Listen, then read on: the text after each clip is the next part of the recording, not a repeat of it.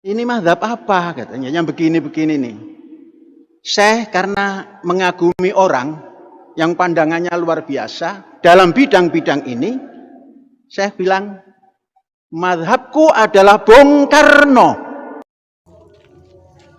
Ciri utama ahli sunnah teng zaman akhir itu dalam akidah anut nak boten Abdul Hasan al Asy'ari di anut Abu Mansur nopo al Maturidi. Dalam fikih mengikuti salah satu mazhab 4. Kini gua Abu Hanifah, Imam Malik atau Imam Syafi'i atau Ahmad bin Hambal. Dalam tasawuf mengikuti salah satu mazhab yang dianut Abdul Qasim al Junaidi atau Imam Sinten Ghazali. Itu mengapa menjadi definisi begitu? Karena dulu ngene-ngene iki wadah ormas sing nentang firqah teng Arab kata sing nentang. Iku takrif apa Nabi ra tau ngendikan ngono. Kamu itu ndak usah terjebak dengan omongan mereka bahwa Nabi tidak pernah ngendikan definisi Ahlussunnah Jamaah seperti itu. Ya tentu Nabi tidak akan ngendikan seperti itu. Zaman Nabi kan belum ada Imam Ghazali, belum ada Abdul Qasim al Junaidi. Tapi kita percaya dengan definisi seperti itu. Karena kita tetap percaya ahli sunnah adalah orang yang kata Rasulullah ma ana alaihil yauma wa ashabi, orang yang mengikuti perilaku saya dan mengikuti para sahabat saya. Itu tag yang dikatakan Nabi. Lalu kenapa kita menyebut imam-imam kita, sanad-sanad kita? Karena kalau kita tidak menyebut, pertanyaannya adalah kamu kok tahu kalau sahabat melakukan itu kata siapa? Kata guru saya. Kan kamu tidak bisa langsung mengatakan kata Nabi. Lha Nabi rawimu sapa? Imam Bukhari. Imam Bukhari ku sapa? Muridnya Imam Syafi'i. Imam Bukhari itu periodenya setelah Imam Syafi'i. Saya hafal sanadnya Imam Bukhari sampai Rasulullah. Saya punya sanad saya sampai Imam Bukhari. Sehingga kita mau ndak mau harus nyebut ulama. Misalnya kita takoki, kowe roh Amerika, gak roh. Kok roh nang Amerika ono delok ning TV. Wong TV e mbok dadekno sanad kok Imam Syafi'i ora ono sanad. Kowe kok roh nak ketua DPR tersangka jari sapa? Jari TV. Sanatem kok di TV. Kowe ora iso roh dhewe. Ora mungkin kowe roh KPK pas sidang. Saiki tak takoki, Nabi dawuh ngene, ora usah ulama, Nabi langsung. Kowe kok roh nek Nabi dawuh ngono? Kowe muni liwat ngipi kok Dimas Kanjeng kowe. Gelem ra gelem kowe kudu nyebut guru. Mulane ana tradisi nyebut sanad, disebut nyebut ulama. Tapi santri-santri saiki ya kadang goblok, ana wong ngomong ngono. Enggak ada ulama yang penting Nabi. Ulama itu bisa salah. Kalau Nabi tidak bisa salah. Lah kok roh Nabi ra tau salah jare sapa? Jare ulama. Lah kok jare ulama? Jare ora percaya. Mana nak goblok kok aja nemen-nemen. Goblok aja-aja. Kulo yo gumun mbek wong modern. Goblok kok nganti ngono iku piye? Sanate ku piye? Makanya masyhur dalam ilmu thariqah, ilmu hakikat, masyhur itu pepatah laula murabbi lama arafna rabbi walau lal ulama lama arafnal anbiya. Laula murabbi umpama ora ana sing didik aku, lama arafna rabbi. Tentu kita ndak ngerti pangeranku iku sapa. Kita roh pangeran ana sing mulah. Kowe ra iso misale ruhin roh pangeran langsung roh ra iso diwari gurune. Nek pangeran iku wujud kidam bako dikenal gurune terus suwe-suwe engkek wis wusul. Iku mau engkek ngono tok hakikate liwat guru. Kowe roh Kanjeng Nabi mergo aku misalnya. Misalnya kula muridé Mbah Mun muridé Mbah Zubair muridé Mbah Fakih Mas Kumambang, Mbah Fakih Mas Kumambang muridé Mbah Mahfud Termas. Mbah Mahfud Termas iku muridé Sayyid Abi Bakar Sato sing aran I'anatul Talibin, muridé Sayyid Utsman Sayyid Zaini Dahlan, muridé Sayyid Utsman Ad-Dimyati terus nganti tok Imam Syafi'i. Nah, Imam Syafi'i gampang, Imam Syafi'i muridé Imam Malik di guru jenenge Ibnu Syihab Az-Zuhri, Ibnu Syihab di guru jenenge Imam Nafi' di guru jenenge Abdullah bin Umar menangi Kanjeng Nabi Muhammad sallallahu alaihi wasallam. Kowe kudu hafal sanad. Lah nek rapal yo nempel, pokoke jare Gus Pak ngono. Lah wis iku gampang wis. Luwih napa? Gampang. Wis ana ahline takok wae kok angel apa. Tapi kamu mau, nah sehingga karena nanti klaim tentang Nabi itu bias, bikinlah kriteria siapa yang sanadnya paling akurat tentang tauhid. Kita menyebut Abdul Hasan al Asy'ari sama Abu Mansur al Maturidi. Siapa yang paling akurat dalam sanad ilmu tasawuf? Kita menyebut Abdul Qasim al Junaidi dengan Imam Ghazali. Siapa yang paling akurat dalam sanad fikih? Kita menyebut misalnya Abu Hanifah. Siapa urutannya? Imam Malik, Imam siapa? Syafi'i, Ahmad bin Hambal. Ini sesuai periode. Karena wulidas Syafi'i yauma mata Abu Hanifah. Imam Syafi'i itu lahir ketika hari kematian Abu Hanifah. Kila seperti itu. Yang jelas tahunnya sama. Sehingga kita harus nyebut Abu Hanifah dulu karena paling senior, paling awal. Imam Syafi'i itu sering tawassul, sering wasilah sama siapa itu? Abu Hanifah. Ini sudah tak petakan, saya baca yang sensitif lah, so yang ini ya. Ziyad al-Babus Samin, terus sebentar ini yang bab tawassul.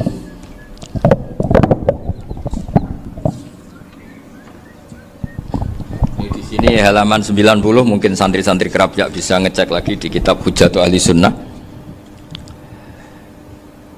Ketika cerita tawassul, di antara yang diceritakan Bali Maksum adalah perilaku ya, bukan sekedar statement tapi apa? Perilaku. Perilakunya Imam Syafi'i atau ahwalnya kalau bahasa halusnya, yang selalu ke makamnya Abu Hanifah untuk tawassul. Padahal Imam Syafi'i itu orang yang secara ilmu sering kritik Abu Hanifah.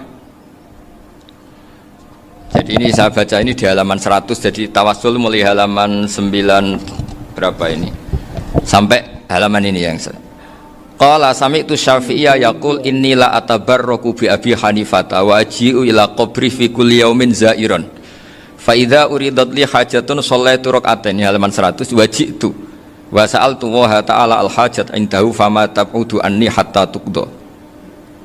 Kanal Imam Syafi'i ayyama huwa bi Baghdad yatawassalu bil Imam Abi Hanifah yaji'u ila dorihi fayusallimu alaihi wa yatawassalu ila Allah bihi fi qada'i hajati.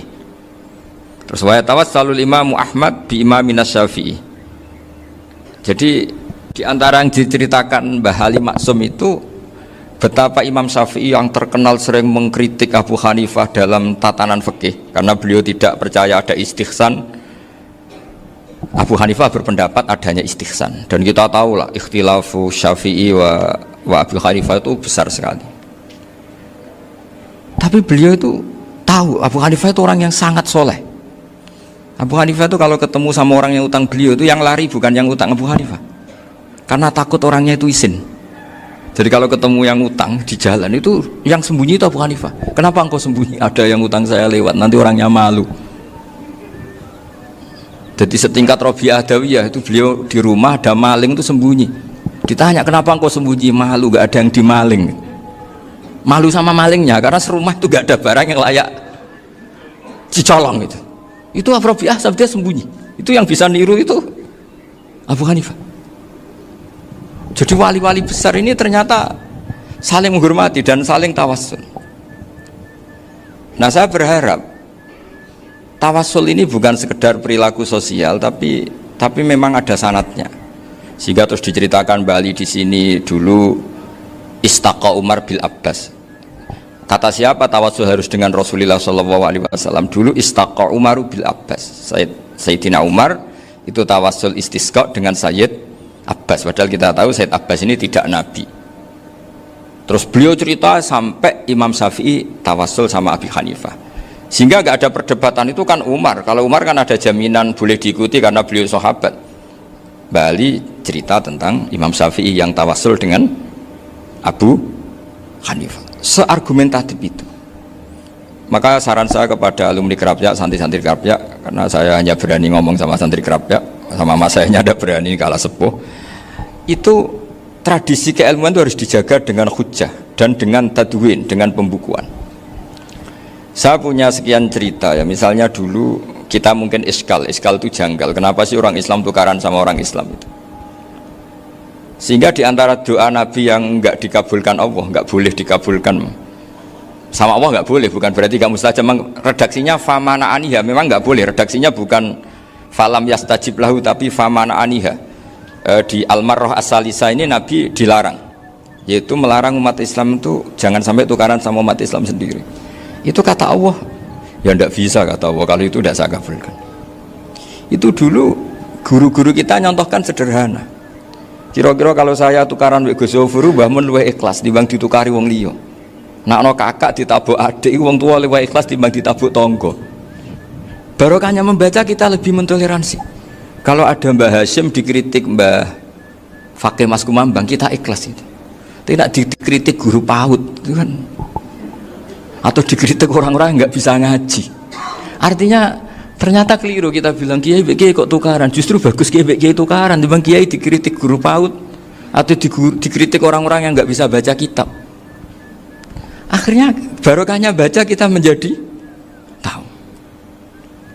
Dulu Mbah Mun sering cerita, ini masih cerita silsilah ya. Jadi Mbah Ali Maksum tadi kita tahu di antara guru besarnya Mbah Ali Maksum tentu Mbah Mahfud Termas. Beliau adalah adik dari Kiai Mahfud Termas. Mbah Dimyati ini adik Kiai Mahfud Termas.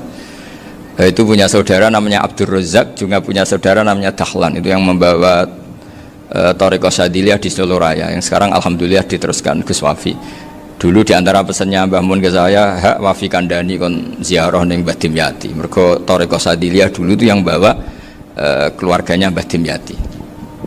Jadi semuanya ini masih dzurriyyatan ba'duha min ba'd. Nah, pesan saya karena tadi Mbah Munawir yang termasuk orang pertama yang bawa Quran, bawa qiraah sab'ah. Kenapa saya bilang termasuk? Karena kalau bilang paling pertama ini nanti butuh data.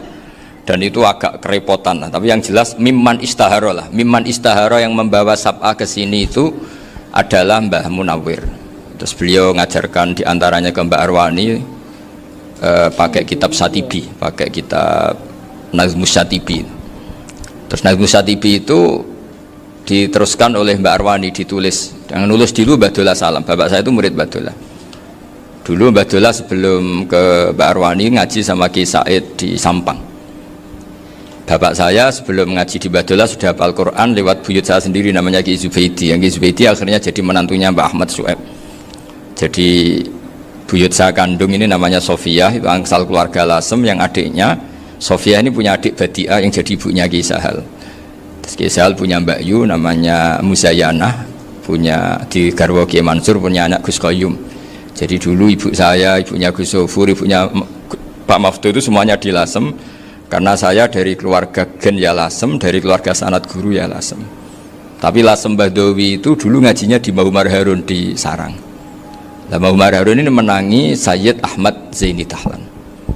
Sayyid Zaini Ahmad Zaini Dahlan ini punya cucu keempat yang hidup di Sedan, terus makamnya di Lasem, namanya Habib Haidar. Itu yang nulis biografinya Mbah Maksum. Mbah Maksum bukan Bali, biografinya Mbah Maksum. Itu ditulis oleh Habib Haidar, namanya Haidar bin Hasan bin Sodaqoh bin Ahmad Zaini Dahlan. Nah, Habib Haidar ini menantunya Sayyid Hamzah Sato. Hamzah Sato itu Hamzah bin Abdullah bin Umar, itu kakaknya Sayyid Abi Bakar Sato, Sohibul I'anah. Nah, Sayyid Umar ini yang dulu ngajari mbahnya Mbah Mun namanya Ahmad bin Su'eb.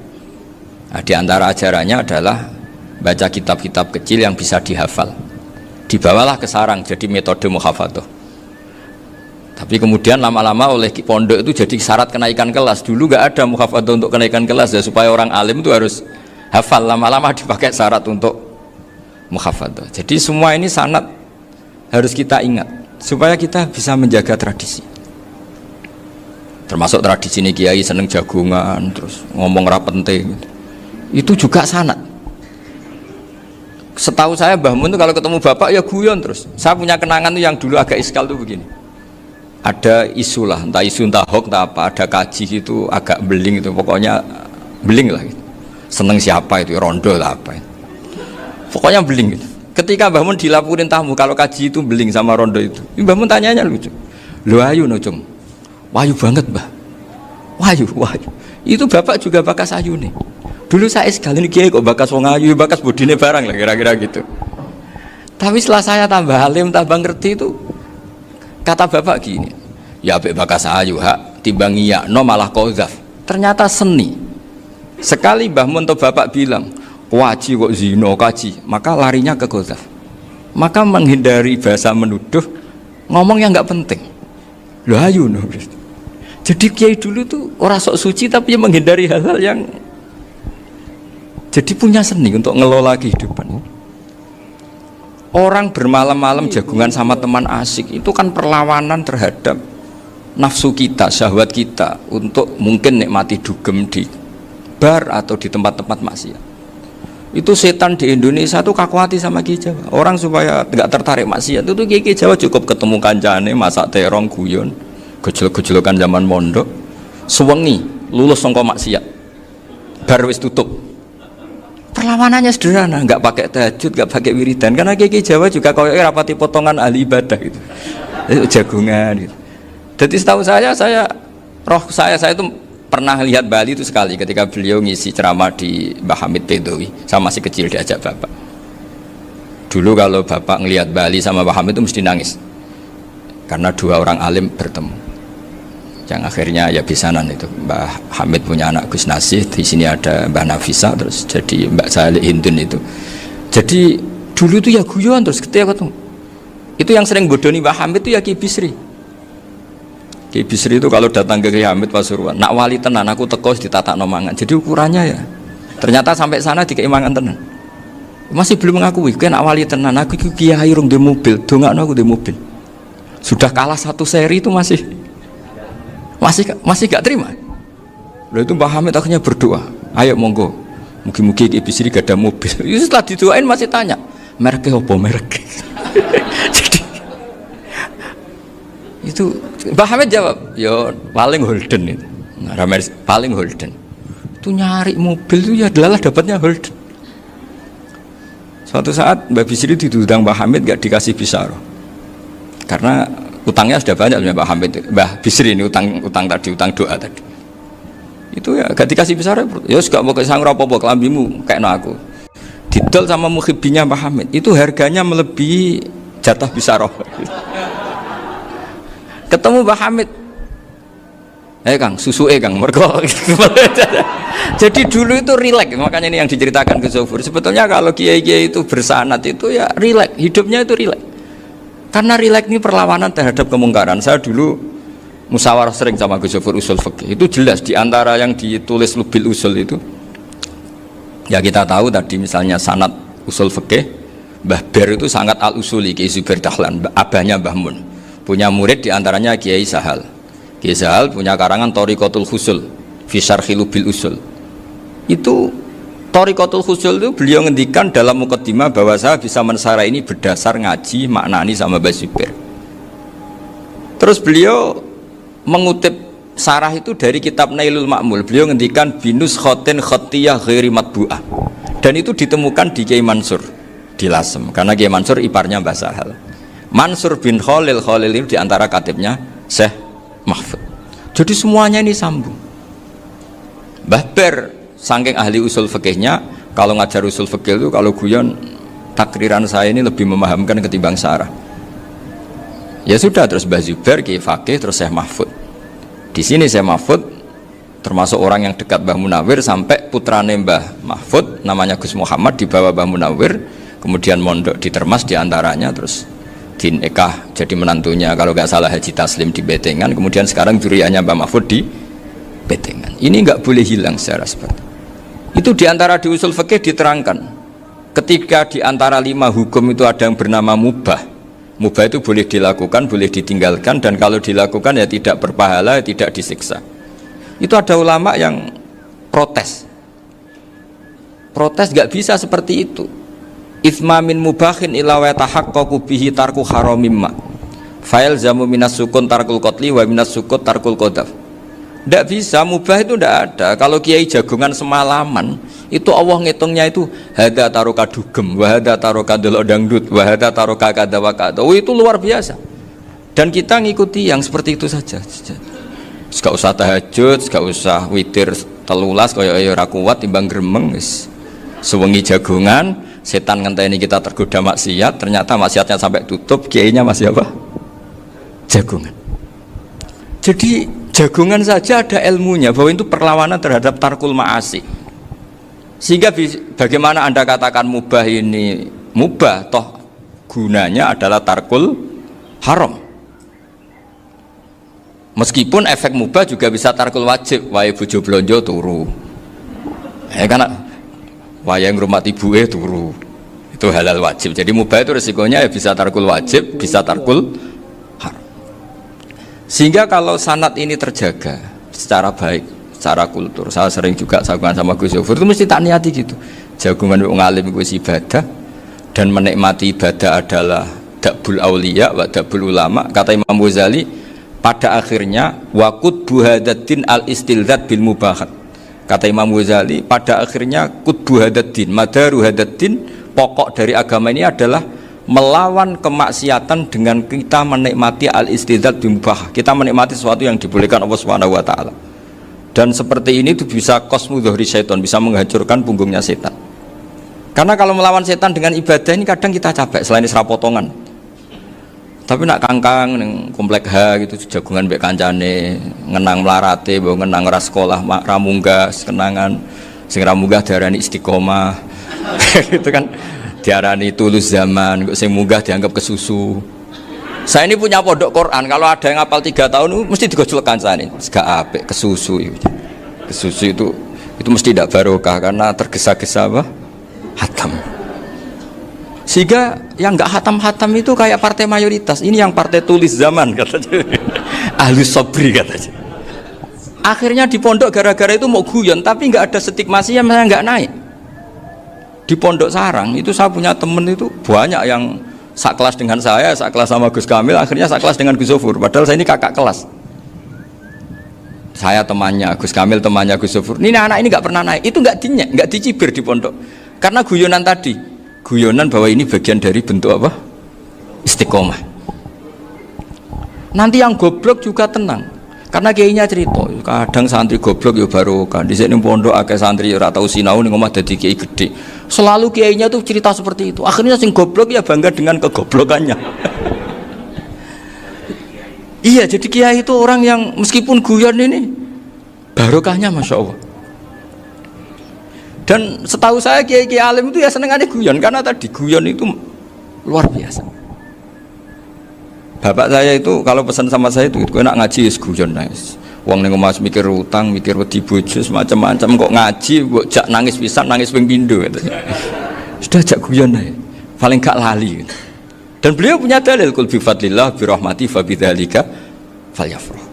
Jadi jangan sampai orang ini farah bil maksiat, jangan sampai orang itu. Dan ini yang saya kenang dari sekian cerita murid Bali. Mbah Ali Maksum ya senangane guyon. Gojlok-gojlokan mbek santri guyon. Ini saya maklumatkan ke semua santri beliau bahwa ini bukan sekedar guyon, tapi al-istilzat bil mubahat. Ini adalah perlawanan terhadap setan karena banyak orang bisa senang tuh kalau nunggu maksiat. Ini bisa senang dengan sesuatu yang tidak maksiat. Itu kayak apa hebatnya? Makanya Nabi itu kalau ketemu sahabat ya sering ngendikan yang ringan-ringan. Ya Umar ma'afalan duher jong mana piye ije. Kalau ketemu anak kecil ya. Nanti ketemu yang tua-tua yang sudah nggak bisa mikir ya tetap riang. Sehingga ada cerita dalam sebuah tafsir. Ya saya ulang lagi, ada cerita di sebuah tafsir. Kenapa Nabi Musa ditanya Allah wa matil kabiyaminika ya Musa. Ma'ana wa ta'ala a'lam. Tentu Allah sangat tahu yang dibawa Musa itu apa. Karena Allah tahu Nabi Musa itu grogi. Orang dipanggil Wali Maksum pasti grogi, santri dipanggil Mbah Mun pasti grogi. Kenangan saya setiap dipanggil Mbah Mun ya mesti tanya yang ringan-ringan, wis sarapan ha. Arung sarapan ya sarapan.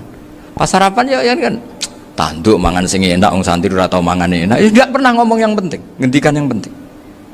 Nah, karena Nabi Musa ini grogi, ini sebagian tafsir. Itu ditanya yang ringan, "Sakowe iku nggawa apa?" Karena pertanyaannya ringan, Nabi Musa juga ringan. Ya Nabi Musa itu sampai lali, itu pangeran sing ya'lamu sirra wa akhfa. Diterangno. Niki tongkat Gusti. Gunane kathah Gusti tongkat iki. Qala ya aso ya atawakkau 'alaiha wa ahusyu biha 'ala ghanami wal ya fiha ma'arifu ukhra. Oh, tongkat Gusti niki penting Gusti. Nggih nak. Nggih macam-macam lah Gusti. Atawakkau 'alaiha wa ahusyu biha 'ala ghanami kangge menghalokan. Masih terangno terakhir dan yang lain-lain Gusti. Wal ya fiha ma'arifu ukhra. Sehingga akhirnya rileks karena Nabi Musa terus ngerti ternyata ketemu pangeran itu gak seserem yang saya bayangkan gitu. Pertanyaannya ringan itu ada ilmunya. Tapi cerita ini yang versi tafsir ini tidak yang seperti di Manaqibul Ghazali. Di beberapa kitab tentang Manaqibul Ghazali diceritakan di alam roh Nabi Muhammad SAW itu yubahi bi umati, saking yubahinya sampai ngendikan ulama umati ke anbiya Bani Israel. Ulama umatku itu pinternya atau statusnya itu mirip-mirip lah. Kaf itu ya mirip-mirip lah, mirip-mirip kayak ulamanya nabinya Bani Israel. Akhirnya Nabi Musa itu tersinggung sekali, bagaimana mungkin ulama disamakan dengan apa? Nabi. Sehebat-hebatnya ulama itu kan tidak akan apa yabluhu darajatan nubuwah atau yartaqi ila darajatin nubuwah. Itu akhirnya ya kalau kamu nggak percaya panggil. Yang dipanggil Imam Ghazali. Ya Nabi Muhammad juga nggak mau kalah gitu. Kalau manggil ulama RT ya kalah keok gitu. Akhirnya Imam Ghazali datang, ditanya sama Musa, "Mas muka, nama kamu siapa?" "Ana Muhammad bin Muhammad Al-Ghazali At-Tusi Asy-Syafi'i." Itu disebut panjang sih. Terus Nabi Musa guyu-guyu, "Kamu ulama kok ngomong yang nggak penting, ditanya namanya kok penjelasannya sepanjang itu, dianggap itu satu kesalahan. Masa tanyanya nama kok ditanya jawabnya Muhammad bin Muhammad Al-Ghazali At-Tusi Asy-Syafi'i, kepanjangan itu."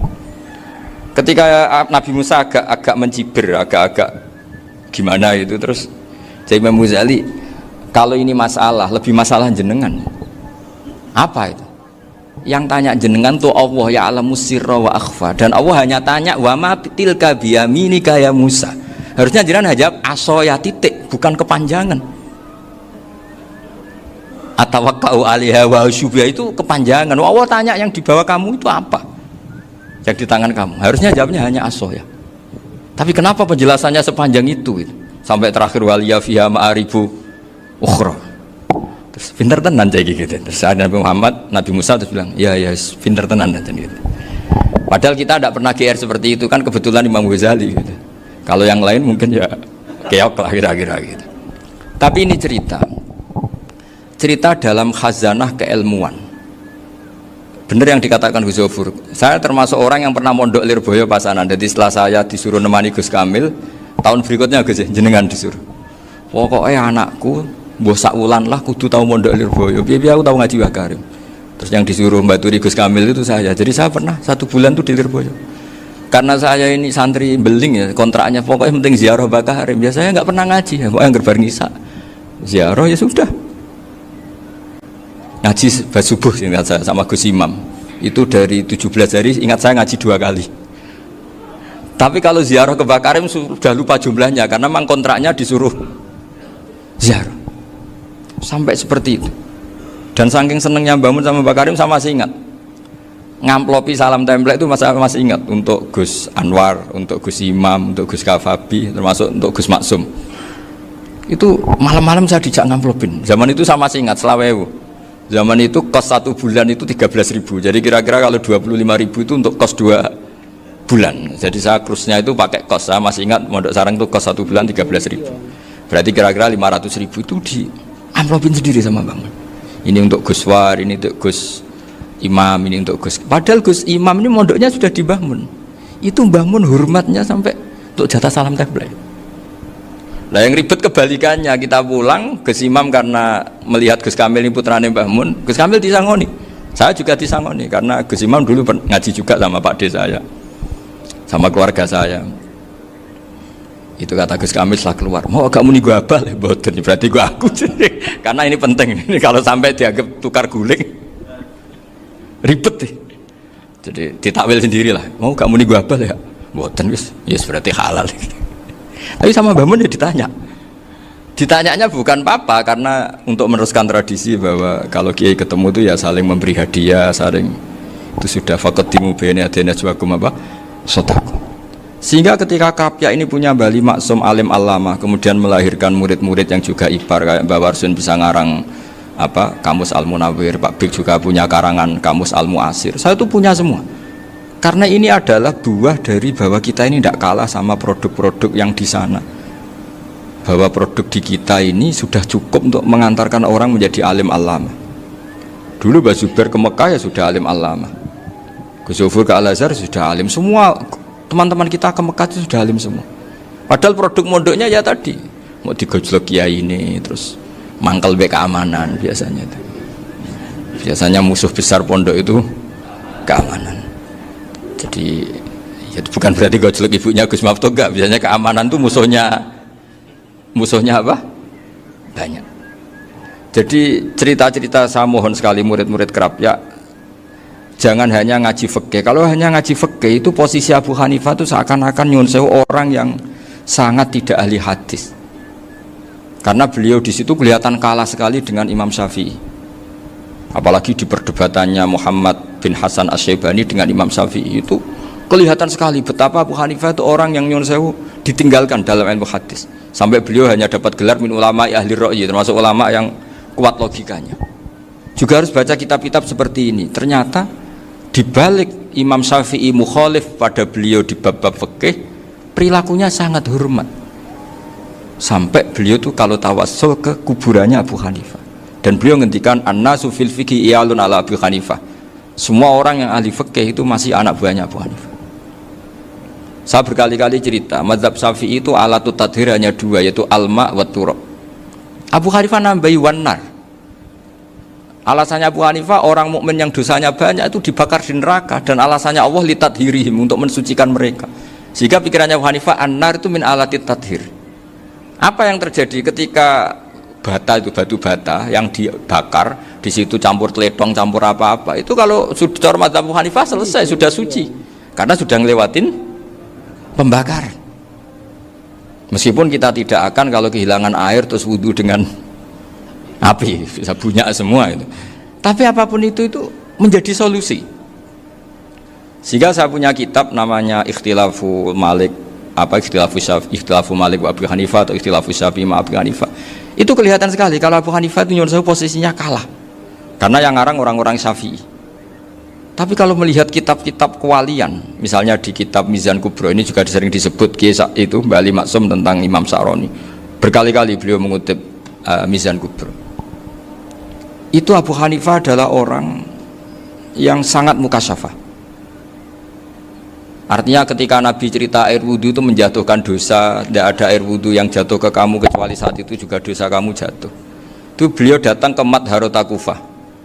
Kemudian beliau bilang sama si orang tua tadi, tub anizina. Orangnya terus bilang atubu minazina. Ada lagi pemuda datang dibilangin tub an ukuki walideka, terus bilang tub tu an ukuki walidayya. Sampai yang terakhir ada tub an simai alatilahwi atau an samai alatilahwi, terus tub tu an samai. Ketika orang itu ditanya, kenapa engkau begitu tahu dosanya apa? Saya tahu air wudhu ini menjatuhkan apa. Jadi kira-kira kalau zina mungkin ya batang babi lah. Kalau hanya sekedar melihat bak-bak mungkin ya curut atau tikus lah kira-kira gitu. Nah dulu dulu ya mungkin ya tikus cilik gitu. Nah dulu suwi ya tikus werok itu atau apalah. Pokoknya beliau itu tahu. Tapi anehnya Abu Hanifah apa? Setelah itu dia nangis minta mukasafahnya ditutup. Ya Allah, saya ini mukasafah kok malah menjadi tahu sawatil mukmin. Padahal aturan syariat jenengan man satara musliman satarahu, bahwa enggak baik melihat jeleknya orang mukmin. Minta ditutup. Makanya saya ini bangga ada mukasafah. Makom yang kita sampai sekarang tuh makom setelah Abu Hanifah mukasafah. Jadi Abu Hanifah repot-repot mukasafah, minta makomnya ditutup, tidak menjadi mukasafah. Dan alhamdulillah kita sudah tidak mukasafah sebelum minta ditutup. Jadi kita ini keren. Keren karena aturannya itu man satara musliman satara huwa, yang tidak tahu aibnya orang muslim maka Allah akan nutupi aibnya di akhirat. Dan kita alhamdulillah barokahnya tidak mukasafah, tidak ngerti aibnya orang mukmin.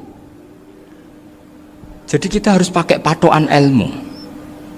Saya ulang lagi, kita harus pakai patokan. Makanya saya tahu betul ketika Kiai Hamid Pasuruan, beliau dulu ngaji Jamul Jame, ngaji Juman, Bali Maksum di sana sama Gus Habib, sama Gus Muhammad bin Mahfud, termasuk mbah saya kandung dulu Kiai Sidik, mbah saya yang itu juga ngaji di Termas.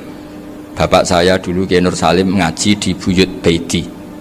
Dulu itu kawin juga sederhana, kayak cerita Gus Zofur. Jadi bapak saya kandung itu Kiai Nur Salim itu ngaji di Mbah Baiti. Mbah Baiti itu adik kandungnya buyutnya saya dari ibu. Nah Mbah Baiti itu teman akrabnya mbah saya namanya Kiai Nur Sam, Mbah Nur Sam.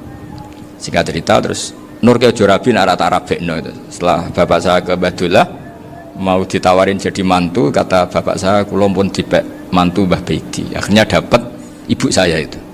Karena ibu saya itu cucu Mbah Baiti, cucu lambung, jadi mbahnya ibu saya itu Mbak Yunya Mbah Baiti. Namanya Mbak Sofia tadi yang dapat Mbak Idris itu, yang Mbak Idris ini bin Umar. Ya Mbak Umar yang mbahnya Mbak Hamid, Hamid bin Abdul bin Umar. Kalau bahasa itu Fatimah binti Idris bin Umar. Dulu kecilnya Mbak Idris namanya Abdul Khalik. Kalau kecilnya Mbak Hamid namanya Abdul Mukti. Kalau kecilnya Mbah Maksum namanya Muhammadun kalau nggak salah. Dulu itu orang dulu itu namanya dua-dua karena diganti ketika musim apa? Haji. Jadi ini terjaga. Sehingga tidak ada ceritanya kiai-kiai yang jagongan kemudian santrinya itu yang agak-agak khawarit. Kiai kok sungi-sungi jagongan, gak tahajud, gak duha, itu tidak ada seperti itu. Karena ini dianggap fi'lul mubahat untuk melawan mungkarat. Jadi sehingga di kitab Ihya diterangkan, kamu jangan ngira orang-orang soleh ketika jagungan itu min ahlil bitolah wa takasul, itu orang-orang yang pemalas, itu enggak. Tapi mereka bisa mengasyiki Allah, bahwa dalam jagungan ketemu teman ya asik, gejol-gejolkan sama Pak Maftuh ya asik. Dan keasikan ini bentuk perlawanan terhadap keasikan harus dengan maksiat. Itu kayak apa kalau kita ngaji sampai seperti itu? Termasuk tadi yang diceritakan Pak Maftuh kitab Hunyah. Semoga beliau cerita juga pernah belajar. Saya pernah belajar kitab Hunyah khatam. Itu diantara yang diceritakan Syabdul Qadir Al-Jilani tadi, kata beliau Al-Jilani dipakai Jim Al-Jilani. Ini agak beda dengan kita. Mbah Zubair itu punya kitab namanya Al-Qolaid Al-Uluyah. Beliau menfatwakan nama-nama ajam itu kamu bebas. Ajamiyun fasna bihi masyita. Sehingga kita kalau punya kiai harus mau qolal ustukhri, sehingga mau qolal istukhri. Tirmidzi juga nasibnya sama, qolat rawahut Tirmidziyu, sing sitok rawahut Turmudziyu, yang satu rawahut Tarmidziyu. Ya karena kita keluarganya Tarmidzi apa enggak gitu. Makanya kata Mbah Mun sama masih ingat. Kata cerita Gus Zofur tadi, adabnya Gus Zofur itu cerita tentang keluarga ibunya, padahal keluarga ibunya juga orang-orang soleh yang luar biasa. Itu kata Mbah Mun, kowe roh jenenge Imam Bukhari tahu ya. Jenenge sapa? Saya nyebut Muhammad bin Ismail bin Ibrahim bin Muhirah bin Bardasbah. Lah iya Bardasbah mbok waca Bardisbah yo. Lah cara kene mbok Parmin mbok Parlan. Jadi Bardisbah mbok Bardasbah iku cara kene yo Parmin mbok. Iku rak Mbah Fadl Senori dadi kabeh diwaca Arab. Jenenge Mbah Umar Harun. Dhisik yo wong sarang Mbah Harun mbok kira yo ora roh, dhisik yo wong kuno. Jadi kalau versi Mbah Fadl, termasuk yang pertama bikin nasab Mbah Maksum itu tulisannya Mbah Fadl yang dikutip Habib Haidar tadi. Ya saya seperti Gus Zofur juga mencari-cari hubungan ulama-ulama di Jawa. Itu Mbah Mun itu kalau bicara Mbahku ono sing jenenge Kiai Serut. Kalau ditulisannya Mbah Fadl itu Syaraf. Jadi Mbah Fadl itu fanatik orang-orang alim itu ditulis Arab, kalau Mbah Mun itu Jawa. Dulu itu ada wali seto di daerah saya. Dulu orang ya janggal, ternyata ada sato itu, kesamaan di Arabnya itu sato. Sehingga kiai-kiai itu ada fanatik Tirmidzi, Turmudi, Tarmidzi, Jilani karena ajamiyun fasna bihi masyita. Jadi kalau nama-nama ajam semonggo lah baca sekenanya, sementing cuma mungkin tahqiqnya benar Pak Maftuh tadi, memang di Mu'jamul Buldan itu Al-Jilani bikasri jim, ya sudah kita baca Al-Jilani. Sebab itu kayak Pondok Pelosok Lirboyo itu menurut saya bagus. Orang itu maknani betul sama gurunya. Kalau sarang enggak. Kalau Pondok Lirboyo, pondok yang tadi ternyata keluarga Mbah Munawir sini pernah bisanan, yaitu Mbah Zaini pernah nikah sama Nyai Komariah ya kalau enggak salah, punya putra Gus Habib ya, Pak Toha dan sebagainya. Itu betapa hubungan pondok Quran sama pondok kitab dulu itu enggak pernah terputus. Bapak saya selapal Quran itu dulu ngaji Mbah Zubair.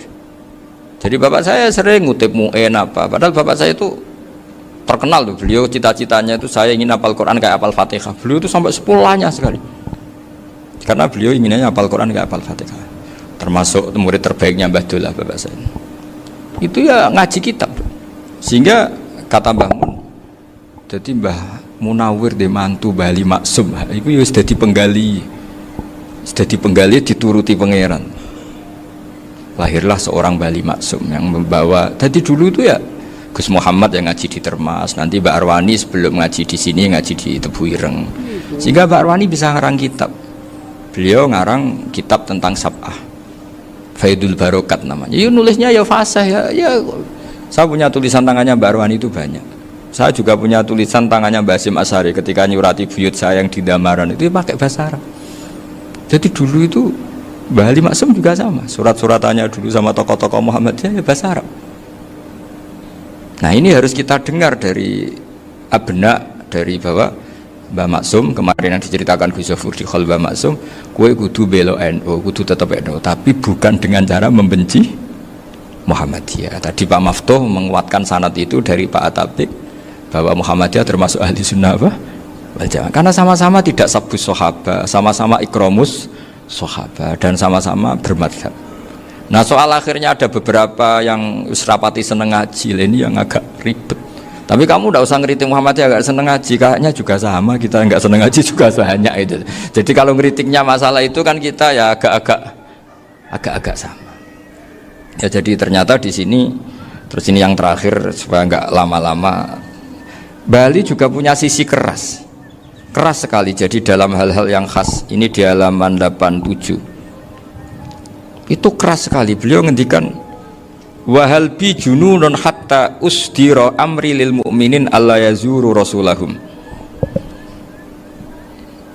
Jadi ketika saya tadi sudah bilang bahwa beliau sering muji Ibnu Taimiyah dalam banyak hal, tapi dalam banyak hal juga beliau mengkritik Ibnu Taimiyah ketika menafsirkan la tusaddur rihal illa ila salasati masajid. Kemudian Ibnu Taimiyah tidak mentasrekkan, tidak mensunatkan ziarah kubur Rasulullah SAW. Beliau mengkritik, dan cara mengkritik adalah ngendikan ulaikal ladzina yuriduna ayyahul. Oke, selamat datang di channel ini. Jangan lupa di komen dan subscribe, dan jangan lupa kita berinvestasi saham Indodax, investasi ajaib, investasi apa yang kita bermanfaat di bank-bank Indonesia terbaik. Oke, terima kasih. Wassalamualaikum warahmatullahi wabarakatuh.